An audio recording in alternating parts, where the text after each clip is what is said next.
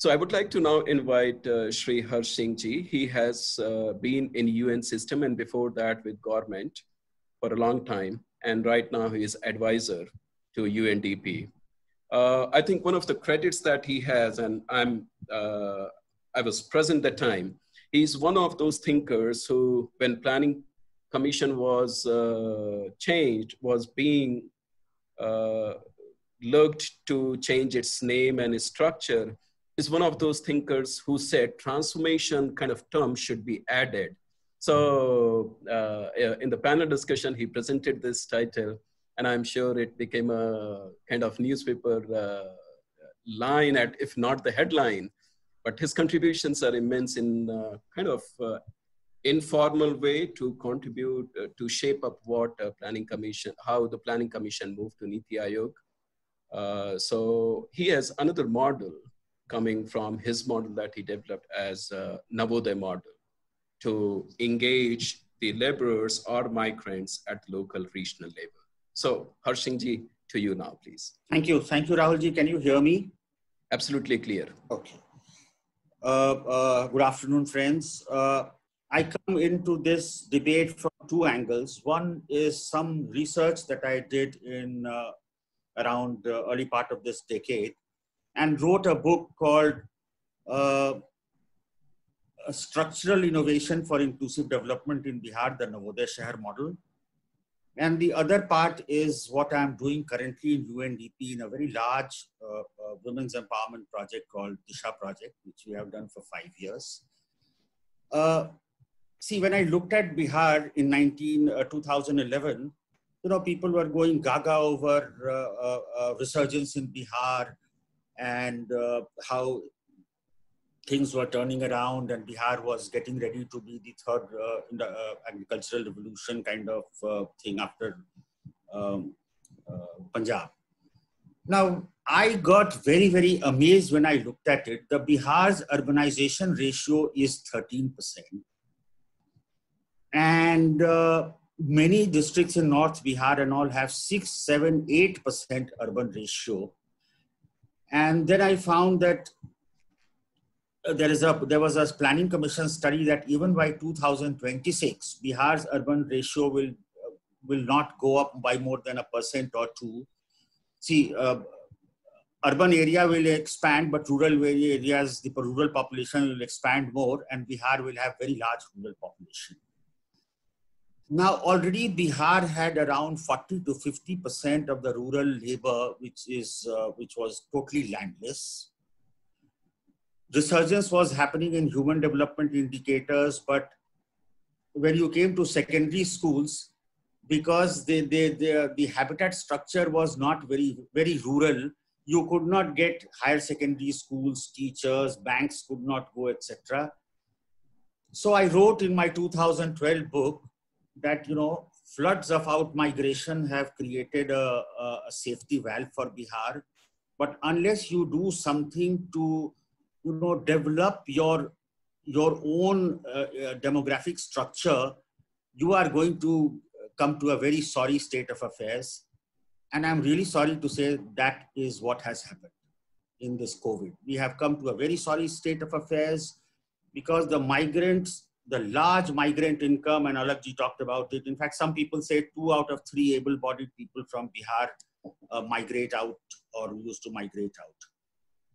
See, the problem was most of their income, very large in aggregate terms, was not adding up to improving their developmental baseline. And they basically, it was just adding to their consumption and one wrong health episode, and that's it. It used to be wiped out.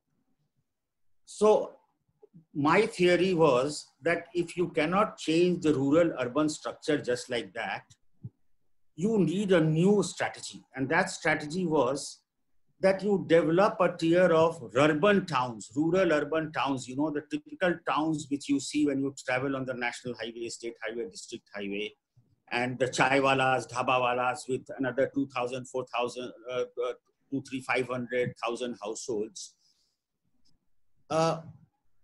My theory was that you need to develop this theory of developing urban centers so that a triple bottom line. I came up with the concept of triple bottom line of the Aam Aadmi. I said you cannot deal with poverty alone for this class of people by looking at income alone. You need to address income, asset base of the Aam Aadmi, as well as access to human development services. And you need a strategy which brings all these things together. That will bring about resilience in the population, and they would not face the kind of things they are facing right now in the COVID. Now, what is the kind of asset base that you can give to, say, 3 crore, 4 crore of rural population? That is a habitat structure where even a poor person gets a small plot of land, etc. And then he gets access to some schools, colleges, hospitals, etc. And there are FAO studies that home and garden plot of 380 square meters, which is 3 katthas, can give livelihood of equal to 220 days of wage labor. And globally, there are studies of very large contribution of these home and garden plots to agri production, etc. So, but I said no.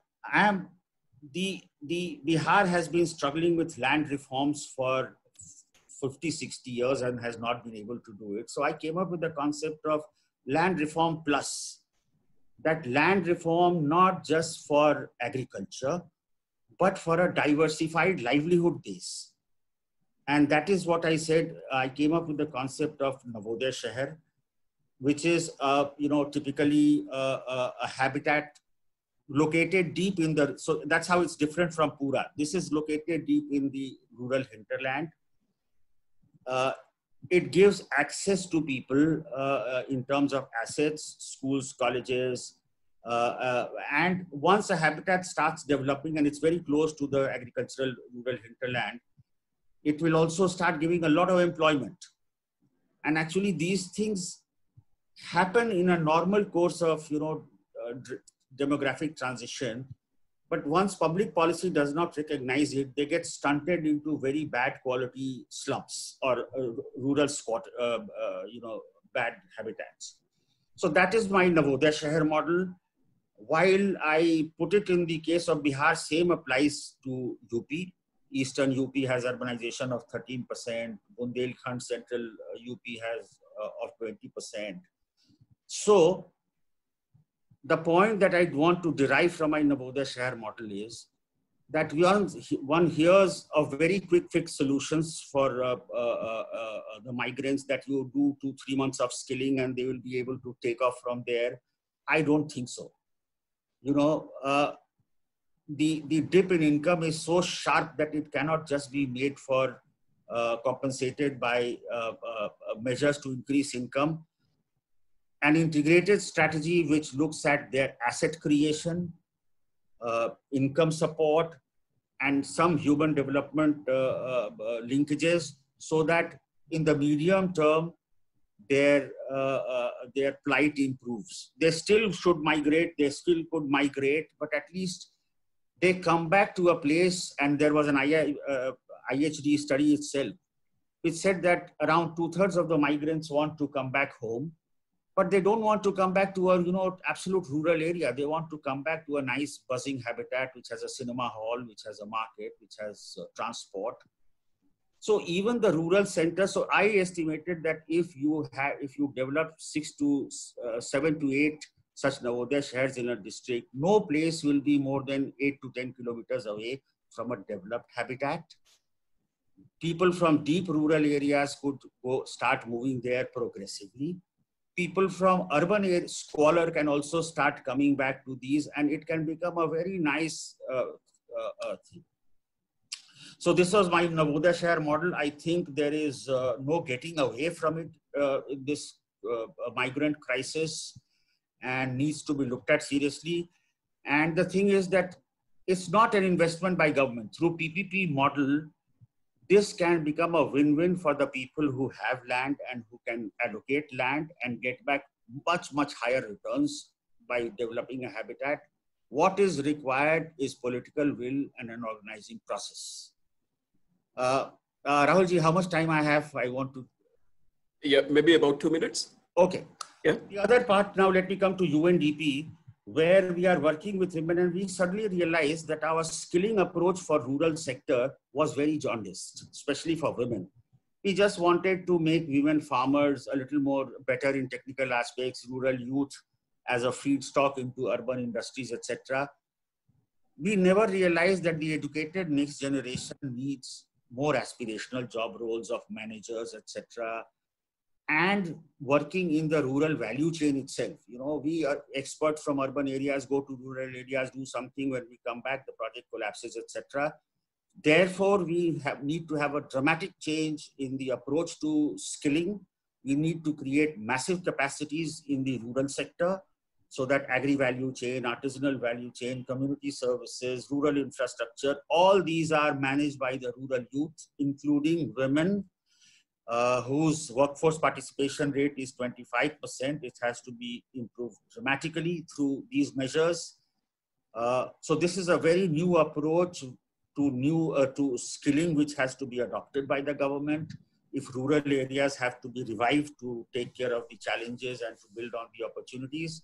And particularly for women, whose workforce participation rate has to increase from 25%. And tomorrow at around 3:15, we are doing a workshop on this, a webinar, and I'll be very happy to invite you and the viewers to it. Thank you, Ralji. Sure. Thank you so much. Thank you. So especially 2 points. One, that governments have to sometime take the long-term perspective anyway. Only the short-term perspectives or meeting the immediate challenges is not enough. And the second is that focusing on women is a good idea, because if they are earning, they take back almost 100% to home. If males are working and earning, they take about 60% at home. 40% is gone in the personal expenses. So I think the capacity building side is an important aspect here. Thank you so much, Harshji.